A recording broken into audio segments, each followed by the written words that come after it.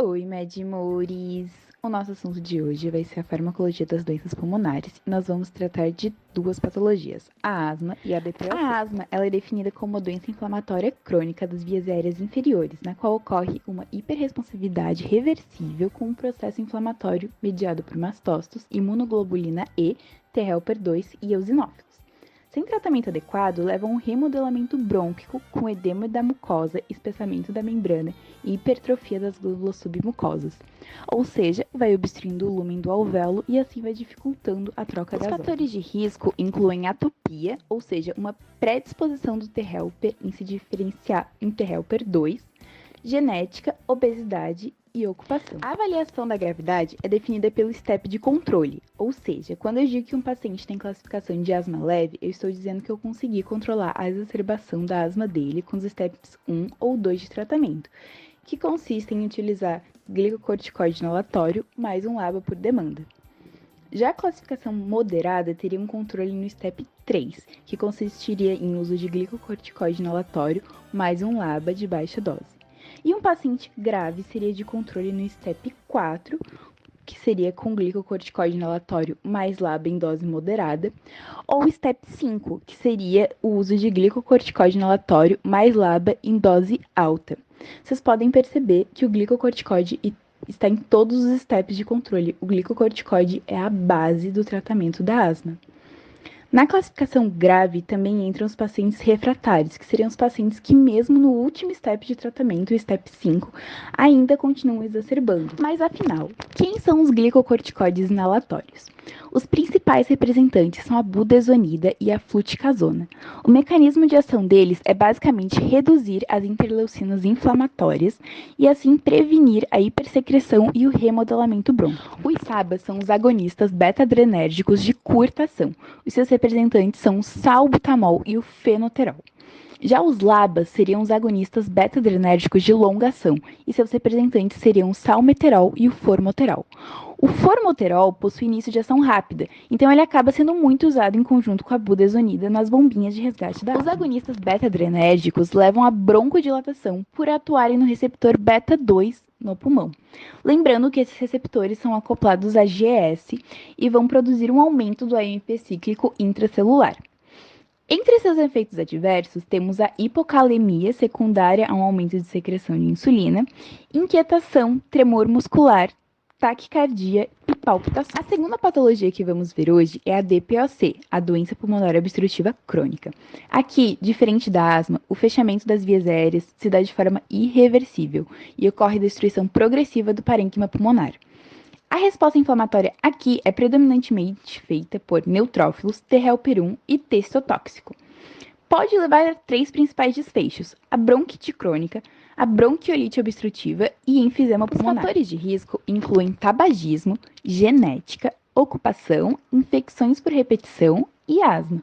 Porém, 90% dos pacientes com DPOC possuem histórico positivo de tabagismo, configurando o tabagismo como o principal fator de risco. A avaliação da gravidade depende de 3 fatores: se o paciente exacerba ou não, sua classificação na escala de dispneia e o CAT, que seria um teste de avaliação da DPOC. Vamos começar falando da escala de dispneia. Ela vai de 0 a 4, onde 4 é quando o paciente tem dispneia até em repouso. 0 seria uma dispneia aos esforços intensos, uma dispneia a subir uma ladeira, escadas ou andar rápido no plano. 2 seria andar mais devagar que pessoas da mesma idade. E 3 seria dispneia em uma caminhada com menos de 100 metros. Aqui nós vamos focar na pontuação 0, 1 e 2, pois são elas que a gente vai usar para montar nossa tabela de classificação e, a partir disso, definir o tratamento. Se o paciente não exacerba ou teve apenas uma exacerbação mais pontuação 0 ou 1 na escala de dispneia ou um CAT inferior a 10, classificamos ele como A e o tratamos com broncodilatador LABA.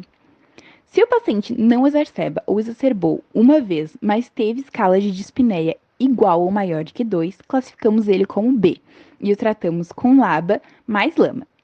E se ele exacerba 2 ou mais vezes, ou precisou ser hospitalizado por exacerbar, classificamos ele como E e tratamos com LABA mais LAMA. E o glicocorticoide pode ser associado aí se o paciente tiver o número de eosinófilos no sangue acima de 300.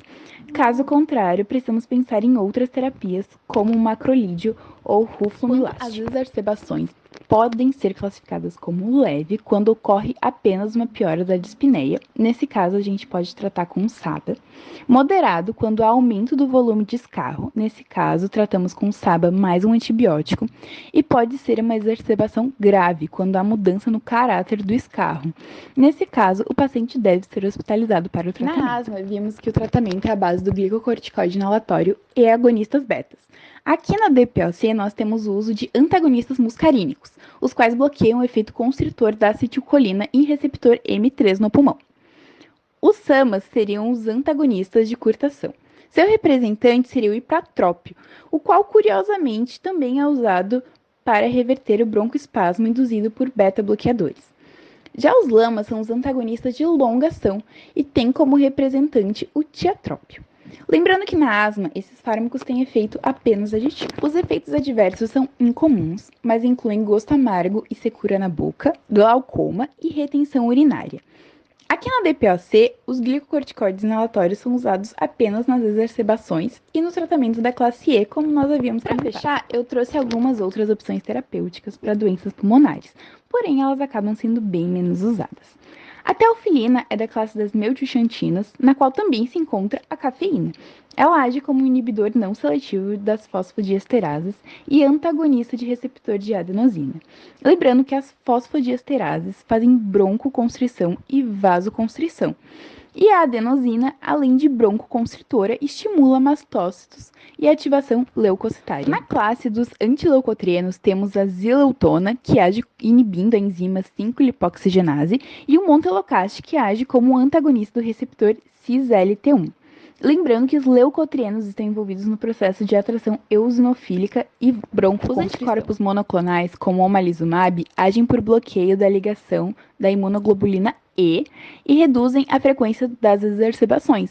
Porém, esses anticorpos acabam sendo bem caros e por isso não são tão usados no cotidiano. Os mucolíticos, como o N-acetilcisteína, atuam facilitando a depuração do muco, bem como os mucolíticos, representados pelo iodeto de potássio. E por último, temos os antitussígenos, como a codeína, que tem ação central sobre os receptores miopioides, o dextrometorfano, com ação central sobre os receptores NMDA, e a dropopsina com ação periférica. A curiosidade que eu trouxe para vocês são os sibilos, que é um achado no exame físico que a gente encontra em pacientes com asma, quando a gente faz a ausculta pulmonar. Eles são bem característicos, não são exclusivos da asma, mas dependendo do grau da exacerbação dessa asma, pode ser que a gente consiga ouvir até sem o estetoscópio. Eu vou deixar aqui o sonzinho para vocês se familiarizarem.